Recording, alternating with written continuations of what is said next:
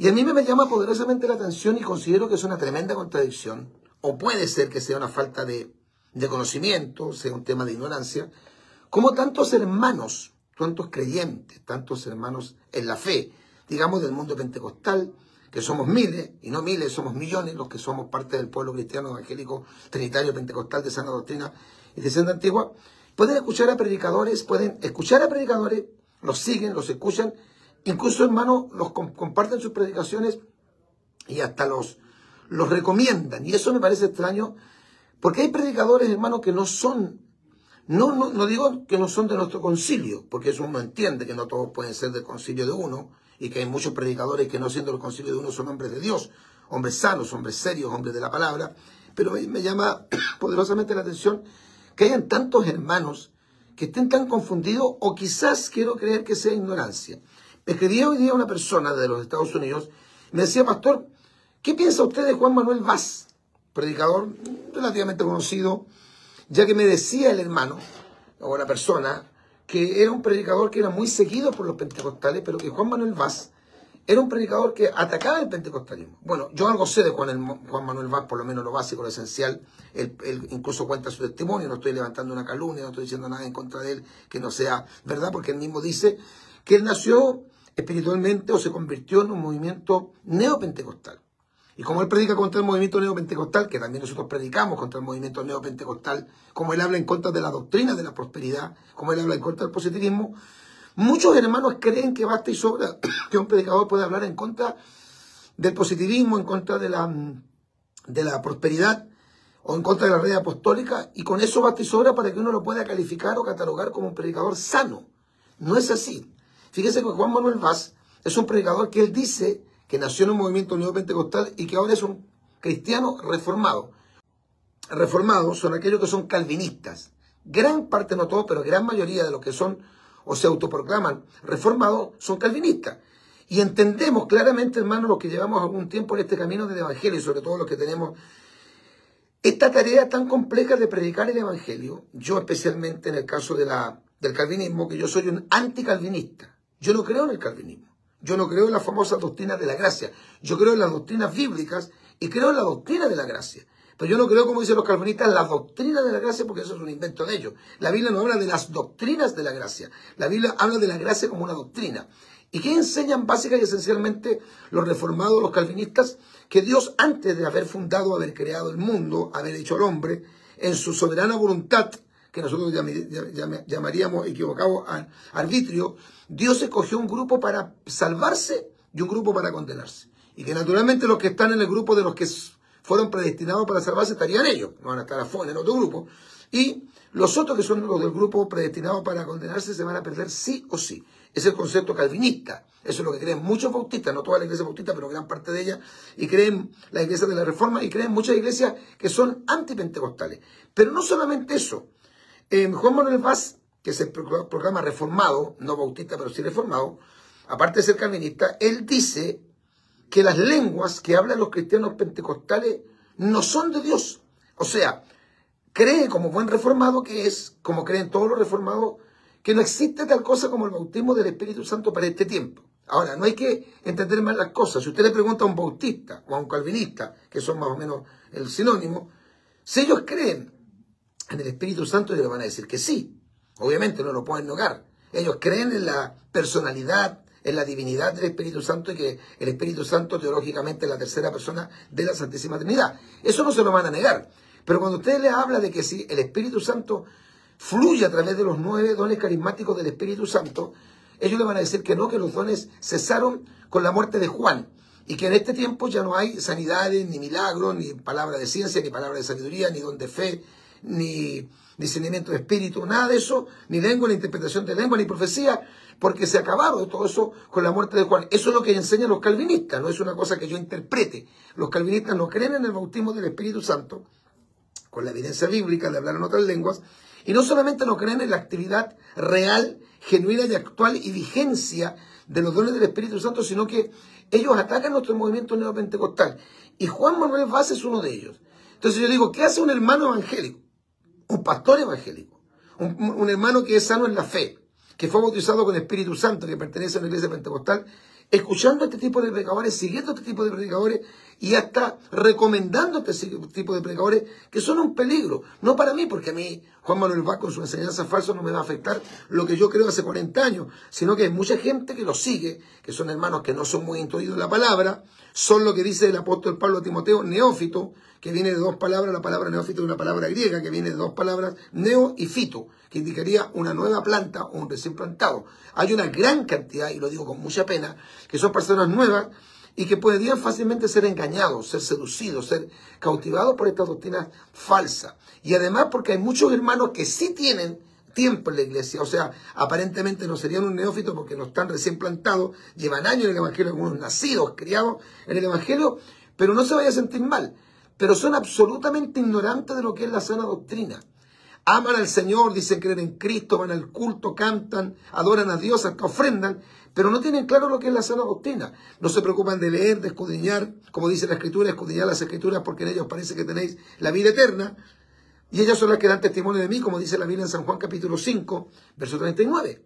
Es una tragedia que haya tanta gente cristiana ignorante de la Escritura cuando Pablo dice a Timoteo que desde niño ha sabido las Escrituras, las cuales te pueden hacer sabio para la salvación que es en Cristo Jesús. Como dice la propia palabra, y el apóstol Pablo también lo dice, entre tanto voy, ocúpate en la lectura, en la exhortación y en la enseñanza. Como el apóstol Pablo le enseña a los corintios y dice, yo no quiero que ignoréis acerca de los dones espirituales. Más el que ignora, ignore. O sea, hay una cantidad increíble de gente cristiana. Y no quiero con esto hablar peyorativamente de ellos, sino que ser objetivo. Demasiados cristianos ignorantes de las Escrituras, demasiados pastores, evangelistas, diáconos, oficiales de iglesia, totalmente ignorantes de la Escritura. Pero John MacArthur es calvinista. John MacArthur no cree en el bautismo del Espíritu Santo. John MacArthur se ríe del movimiento pentecostal. Él no cree en las danzas del Espíritu. Él no cree en la imposición de manos. Ellos no predican en la calle porque no creen en la predicación callejera. Ellos no creen en el bautismo del Espíritu Santo con la evidencia bíblica de hablar en otras lenguas. Y John MacArthur, como John Piper, como Miguel Núñez, por ejemplo, como Paul Washer, son predicadores absolutamente antipentecostales. Que ellos no tienen empacho y reparo en decir que el movimiento nuestro es un movimiento falso, que lo que se mueve en las iglesias pentecostales no es el poder del Espíritu Santo, sino que son básicas y esencialmente para ellos demonios. Entonces nosotros no podemos promover, ni escuchar, ni darle like a este tipo de predicadores que lo único que hacen, hermano, es atacar nuestro precioso movimiento pentecostal. Yo no tengo miedo que a mí me afecten o que afecten el movimiento pentecostal, pero sí que afecten a la gente nueva.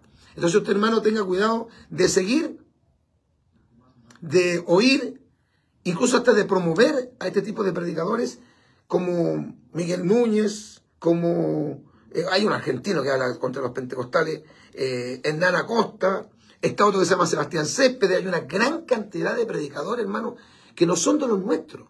Si dentro de nuestro propio movimiento pentecostal hay predicadores que eran pentecostales, eran de sana doctrina, hoy día no lo son, como el propio Carlos Rivas, predicador que aparentemente en un momento fue muy usado, entre comillas, por el Señor, y en un momento se sacó la careta y dijo que la iglesia iba a pasar por la gran tribulación. Y se rió del hermano Gigi Ávila y comenzó a enseñar otras herejías, sin cobertura, sin someterse a nadie, como caballo, ¿no es cierto?, apache, como llanero solitario, y terminó desviado. Imagínense, si en el movimiento pentecostal hay gente que por diversas razones que no las vamos a analizar en este momento, se defiende la sana doctrina, ¿cómo nosotros podemos creer que gente que no es del movimiento nuestro, que no son del movimiento cristiano, que niegan verdades elementales? Porque escuche bien, el rapto es una doctrina elemental, básica y esencial de la fe cristiana. El bautismo del Espíritu Santo no es una doctrina menor, más chiquitita como algunos nos quieren hacer creer. El bautismo del Espíritu Santo es una doctrina cardinal, es una doctrina elemental. La Biblia en Efesios capítulo 5, verso 18 lo dice. La Biblia promete o da a entender claramente que todo lo que el Señor llamare, Dios le va a dar el Espíritu Santo y se derramará el Espíritu Santo, como enseñaba la profecía de Joel, capítulo 2, verso 28, como se cumplió en el libro de los Hechos, capítulo 2, versículo 1 en adelante. Como dice la Biblia también en Hechos capítulo 4, versículo 30. Como enseña la Biblia en Efesios capítulo 5, verso 18. Como el propio Señor Jesucristo habló en San Juan capítulo 7, creo que los versículos 37 al 39, sobre el bautismo del Espíritu Santo, que vendría al creyente y sería en su interior como ríos de agua viva. como el hablar en lenguas, como dice la Biblia en Hechos capítulo 2, verso 4, que los 120 que estaban en el aposento alto, todos fueron llenos del Espíritu Santo y todos comenzaron a hablar en otras lenguas según el Espíritu Santo les daba que hablasen. Pablo tiene un capítulo completo de los dones en el capítulo 12 y en el capítulo 14 un capítulo completo, hasta 40 versículos, donde habla de los dones del Espíritu Santo, la profecía, el hablar en lengua, la interpretación de lenguas. Significaría creer que esos dos capítulos, el capítulo 12, el capítulo 14 de Corintios, según el concepto, ¿no es cierto?, de Sebastián Céspedes, de John MacArthur, de John Piper, de Miguel Núñez, de Paul Washer, de Juan Manuel Vaz, serían entonces capítulos que están de más, habría que borrarlos de la Biblia.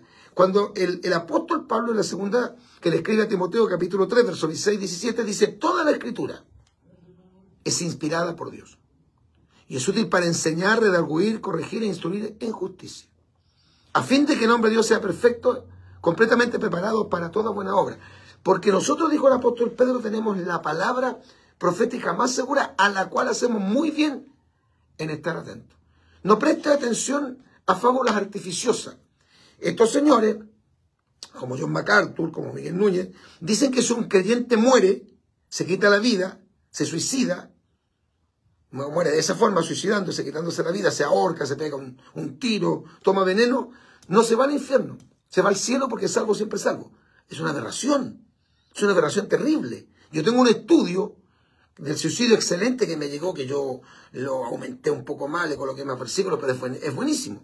Y se llama Las consecuencias del suicidio en la eternidad, donde yo refuto a la luz de la Escritura en ese estudio que me hicieron llegar. Yo obviamente lo perfeccioné, lo mejoré, lo amplié, lo ordené bastante más.